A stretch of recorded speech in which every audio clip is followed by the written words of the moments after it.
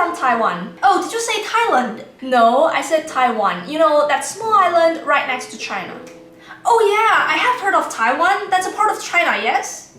Well, if by China you meant the Republic of China, then technically yes. But also, I'm pretty sure that you were talking about the People's Republic of China. So I would have to say no, Taiwan is not a part of the People's Republic of China. Well, so what's the difference? Okay, so you know how there are two Koreas, North Korea and South Korea? Yeah, I do. Yeah, so the situation is a little bit like that. So the current China that you know of is called the People's Republic of China. But there's actually another China called the Republic of China, and it's currently ruling Taiwan. But because the People's Republic of China is so strong and has so much money that basically the entire world agrees to their One China policy, which means they only recognize the People's Republic of China as the real China, and of course the Republic of China on the other hand is not recognized. And this is why Taiwan right now is not really internationally recognized as a country, and it's not a part of the UN, but still it is not and has never been a part of the People's Republic of China as the Chinese government claims. But instead it is the Republic of China, technically a China on its own. Yeah, okay, so conclusion, you are from China, right? Well, I do enjoy talking to people about different cultures, so tell me something about China. Like, I'd really love to learn about your lifestyle, food, travel info, basically anything you would like to share with me.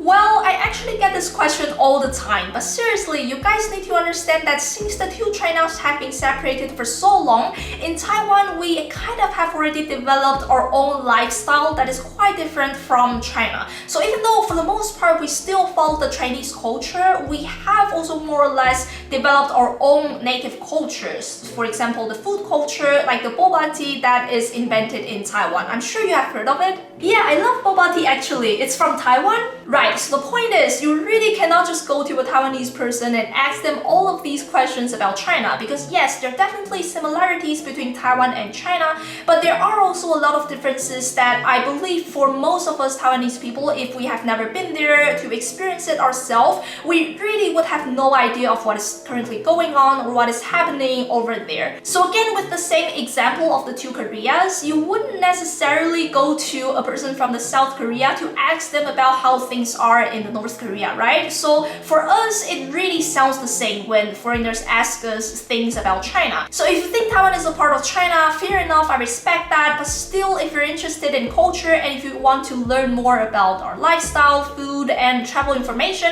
I would really appreciate it if you ask me only about Taiwan, because if you go on and ask me about like the entire China, I genuinely would have no idea. Okay, understood. Well, tell me something about Taiwan then. Where would you recommend me to visit if I ever want to travel there? Thank you. I'm sure there's a lot I can share with you. So as I mentioned earlier, Taiwan is quite known for its delicacies and street foods and snacks originated here. So you should definitely give some of them a try if you visit. And one of the best places to do that is definitely the night market, which is also a very famous tourist place. And on top of that, as a tourist, you really don't have to worry about that much because Taiwan is also quite known for friendly people and a safe environment. So like you can literally drop your wallet in the middle of a crowded street or a square, and most likely nobody is going to touch that wallet. So you can go back to the same place after a few hours and you could still find your wallet intact. Wow, for real? That's amazing! Yeah, it's pretty cool, isn't it? People have even been doing social experiments on this. Well, anyway, I think I can recommend you some tourist places you could visit if you ever travel to Taiwan. Here, let me Google them and show you some pictures. Wait, did you say Google? Can you use Google? I thought that was blocked there, or are you using VPN? Again, as I already said, Taiwan is not a part of the People's Republic of China, meaning we're not under the rule of the autocratic Chinese government. So you really cannot just assume whatever is happening in China automatically applies to Taiwan, okay? So the truth is, Taiwan has already become fully democratic since 1996, meaning we now enjoy our freedom of speech and freedom of will to the fullest extent. So of course, we're free to access any website like Google and YouTube without the need of VPN. And we're also free to say whatever we want about the Taiwanese government and even the Chinese government, just politics in general in public without getting into any trouble. Wow, I really didn't know there is such a huge difference between China and Taiwan. There is, and for that reason, a lot of people are actually referring to Taiwan as a de facto country. So even though we're not really recognized as a country, we already function exactly as one. So like we have our own government system through national suffrage, we have our own currency and passport, etc. Okay, but what about Hong Kong? Like they also have their own government, currency, and passport, everything you just said, right? So even if Taiwan does work on its own system, like you said, isn't it also just a self-governed state of China, like Hong Kong? Like what's with all this de facto country thing? Okay, I can see a lot of foreigners tend to have this confusion that Taiwan is in the exact same situation as Hong Kong. But there's actually a fundamental difference in that Hong Kong is already a part of the People's Republic of China. So Hong Kong and Macau, they're called the Special Administrative Region. It basically allows them to have their own government separated from the central Chinese government. But the Chinese government does indeed have direct control over them. So on the one hand, Hong Kong was returned from the Britain to the PRC under this so-called one country, two system rule, which means they have officially become a part of the People's Republic of China, but they work on a separate system. And Taiwan, on the other hand, has been ruled by the Republic of China ever since Japan gave up their control in Taiwan. So one thing you also have to realize is that the current government ruling Taiwan, the ROC, is not formed under any other government of a country, unlike Hong Kong and Macau as special administrative regions. But instead, the Republic of China was even once recognized as an official country. It was also a part of the UN. It was once recognized as the China. So indeed, the situation of Taiwan is way more complicated than Hong Kong. It's basically undecided whether or not it should be considered a part of China under the Republic of China, or should it be unified with the People's Republic of China, or should it just become independent since it's already a de facto country. One thing I can say for sure though is that one country, two system rule that I mentioned, the Chinese government is also proposing this rule to Taiwan to become a part of them peacefully and ruled by them under this rule. Taiwan, of course, has not agreed to a unification under this rule, but if it ever does, that's what will make Taiwan be in the exact same situation as Hong Kong. But as the time being, Taiwan is still in this complicated situation that is very, very different from Hong Kong. Hey, I just looked up the full history between the PRC and the ROC, and now I think I finally understand what you meant. Oh really? I'm really glad to hear. In fact, you guys have my full support. Thank you. To take back the mainland and unify China under ROC's rule once again. Wait, what? Yeah, for the ROC to take back the mainland. Isn't that what Taiwanese people want?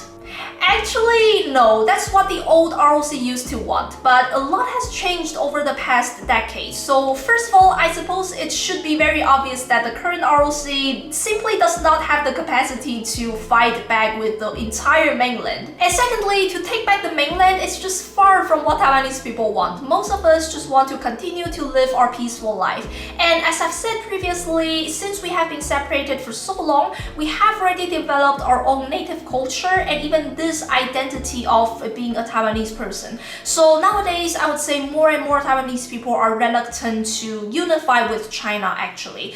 And secondly, another thing is that for the ROC to take back the mainland, definitely there will still be invasion. And generally speaking, I'm just very against invasion, whether it is the PRC or the ROC to initiate it. Yeah, that I do agree. So wouldn't it be great to have a peaceful unification then? Well, from the outsider perspective, it might seem like peaceful unification is the best solution here, like the ultimate happy ending, right? But actually no. If you want to look at what has been happening in Hong Kong recently, it really proves that one cannot live happily under the PRC's rule if they ever dare to ask for freedom and democracy. And you know that Taiwan is most definitely going to ask for freedom and democracy because that's just what we've always had and we're so used to it as well. And you know the Chinese government is most likely not going to be very happy about it. So they could treat Taiwan the same way they treated Hong Kong, or even worse, they could even do something like the re-education camp in Taiwan like they did in Xinjiang. So as you can see, you might think that the peaceful peaceful unification would suggest a happy ending, but for Taiwan, it might just be the beginning to a living hell. You're right, I just checked out this statistic on the internet, and apparently the majority of Taiwanese people just want to keep the current status quo.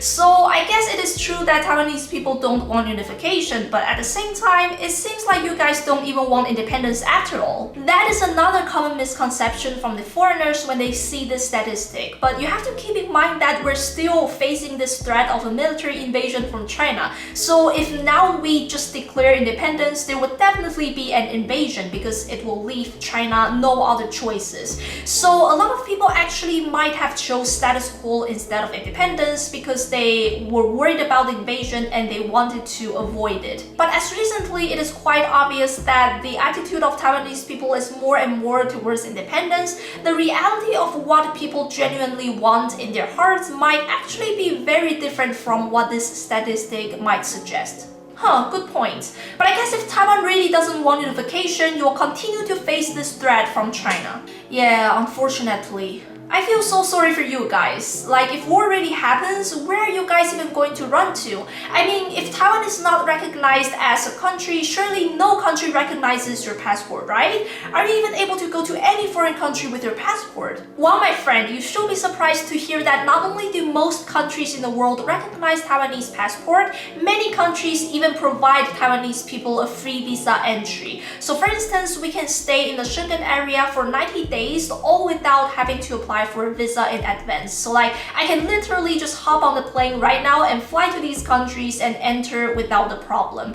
I think our passport is even ranked the 5th in Asia and the 32nd of the world's most convenient passports this year. Wow, I didn't know they allow free visa entry for Taiwanese passport. Most foreigners I met didn't know about this either, but it's pretty cool, isn't it?